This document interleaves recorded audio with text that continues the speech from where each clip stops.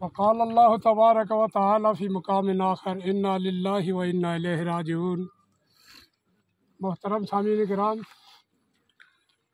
आज हमारे इंतहाई मोहतरम मुअज़्ज़ज़ भाईजान जिनका इंतकाल हुआ, जिसके नमाज जनाजे के लिए आप हज़रात तशरीफ़ लाए हैं।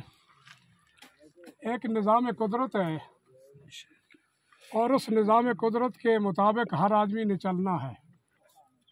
रब्बुल आलमीन ने इंसान के लिए 3 ज़िंदगी के मराहल बनाए हैं। एक मरहला दुनियावी है और ये दुनिया दारुल अमल है। इसमें रह कर अल्लाह के कानून के मुताबिक जिसने अपने ज़िंदगी गुजार ली वो कामयाब है। और इसके बाद एक बरज़खी वक्त आता है जिसको कब्र का वक़्त कहते हैं। भाईजान मरहूम यहाँ हमसे आज अभी जो है उस जुदा हुए दुनियावी ज़िंदगी से, और अब बरज़खी ज़िंदगी इनकी शुरू होने वाली है, कब्र वाली ज़िंदगी, जहाँ इस दुनिया से मुताल्लिक़ उसके अक़ीदे, उसके अमाल के मुताल्लिक़ एक थोड़ी सी झलक नतीजे की होगी। उसे दिखाया जाएगा कि ये तेरा नतीजा है।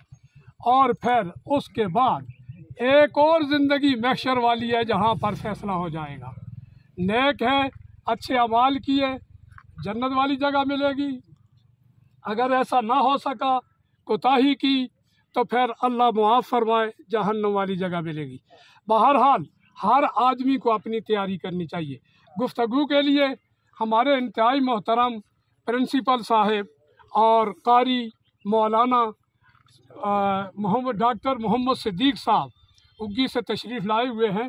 मैं उन्हें एक मुख्तसर सा इसके ऊपर जामे बयान के लिए दावत देता हूँ, और उनके बयान के बाद ये हमारे मोहतरम मेरे अज़ीज़ मेरे भांजे मौलाना शफ़ीकुर रहमान साहिब अभी वालिद साहब से इजाज़त लेकर उम्रा की शहादत से यहाँ अल्लाह करीम ने इनको मुतवत्ते फरमाया, ये वापस आए हैं। तो मेरा ख़्याल है बेटा भी है, आलम भी है, और ताज़ा उम्रा करके भी आया है। जो उम्रा और हज करके आता है उसकी दुआ भी कबूल होती है। तो फिर वालिद साहब का नमाज जनाजा इंशाअल्लाह ये पढ़ाएँगे कारी मौलाना प्रिंसिपल मोहम्मद सिद्दीक़ साहब।